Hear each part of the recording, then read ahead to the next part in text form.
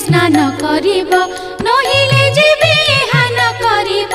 रवि अस्त जाए उपासे थिब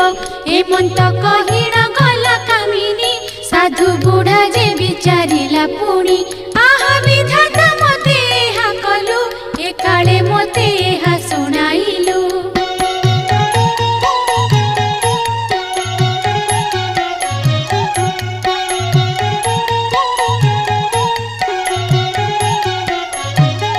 पूर्वरे केते पाप करिथिली हे जन्मे मुही अपुत्री कहेली एमंत मनरे दुखी होइන काहारी पासे न बसई पुण एह विचारी घर को से गला पत्नी आगे समस्त कहिला पत्नी बोइला सुना हे नाथ कर्मरे बिहिले